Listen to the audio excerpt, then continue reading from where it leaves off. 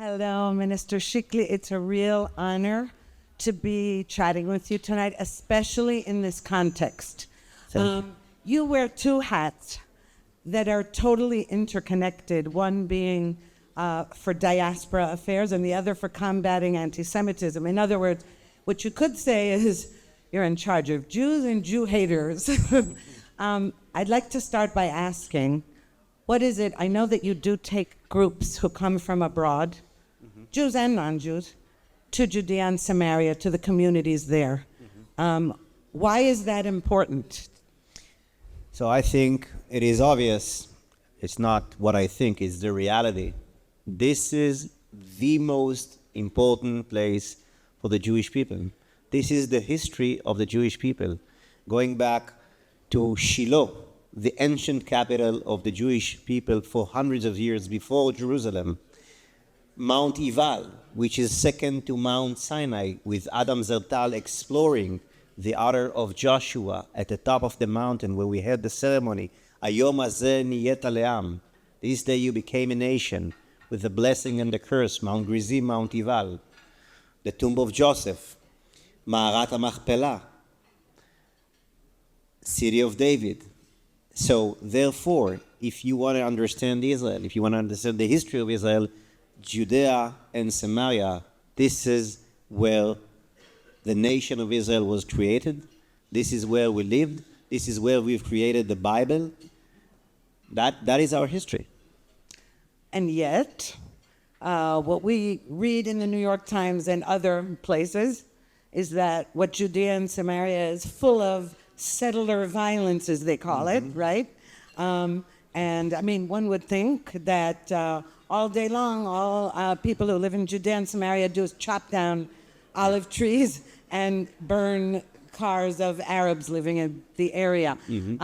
What I'd like to focus on in that respect, though, is about the Israeli media and the Israeli left promoting this narrative of settler violence, and how do you confront that when you're trying to, defend Israel? Sure. The most important thing is to understand the philosophy behind the violent settlers campaign.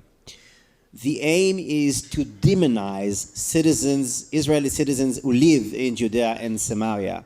When you demonize the people who live in Judea and Samaria and you portray them as vicious, violent people, you are allowing violent actions against them, and you are allowing to take them from their homes without hard feelings. So it's dehumanization of the citizens who lives in Judea and Samaria, so that we can duplicate the miserable decision that led to October 7th directly, and this is the withdrawal from Gaza and destroying our communities in Gaza, only to destroy the communities in the envelope of Gaza. And I want to say something which is very harsh on October 7th. On October 7th, to explain it in one sentence, we betray the land of Israel when we withdraw from Gaza. And the land of Israel did not forget. That is October 7th in one sentence. Because when we brought destruction with our both hands on the communities in Gaza, at the same moment we've brought destruction on the communities on Gaza envelope.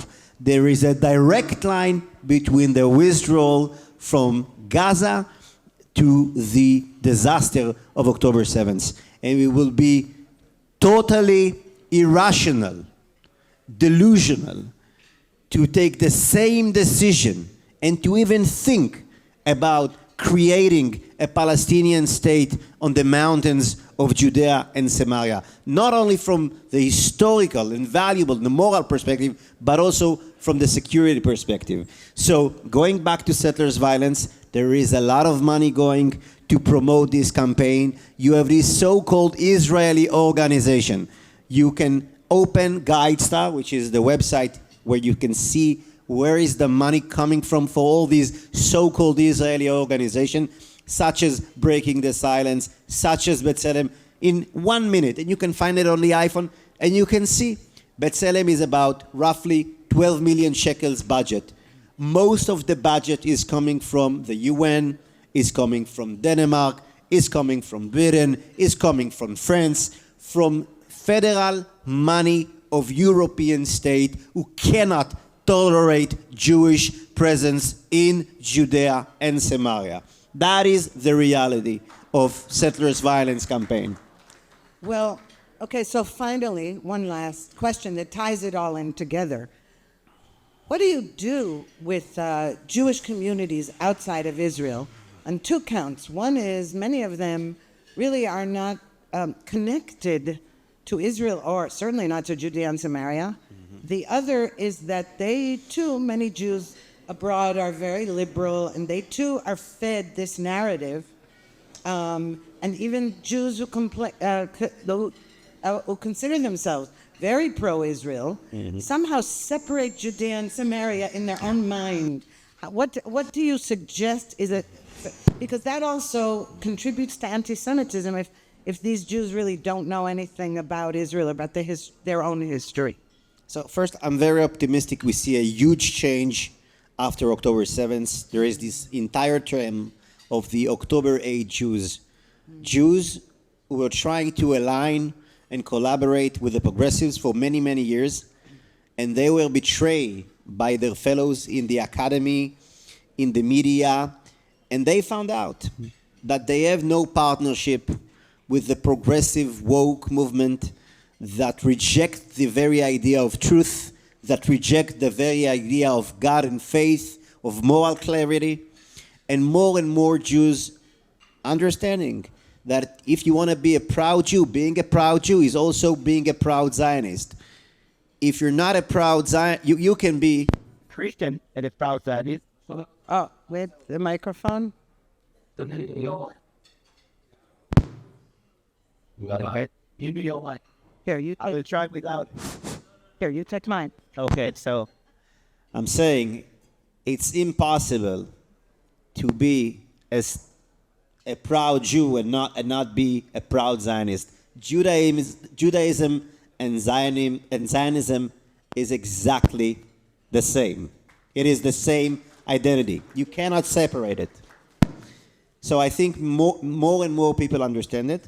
So we have a big opportunity here, and the opportunity is not enough because we need to seize the opportunity, and therefore the main efforts of the Ministry of Diaspora is empowering Jewish education.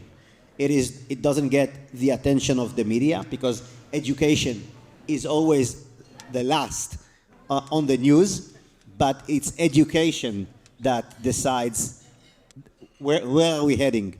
That is education that is shaping our future. And we are heavily invested in Jewish education.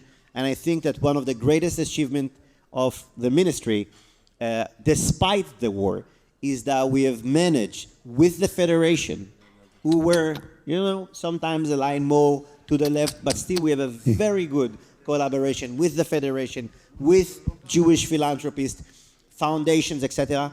And all of them agree, we all agree, that Jewish education, especially for the younger generation, kids, kindergarten, elementary school, that is the most important thing for the future of the Jewish people and also for combating anti-Semitism. And why? Because what is the greatest threat of anti-Semitism? Jews who will walk away from their identity and say, okay, that's too much. I don't want to wear my yarmulke. I don't want to wear my Magen David. I don't want to be seen as Jew because people might hurt me.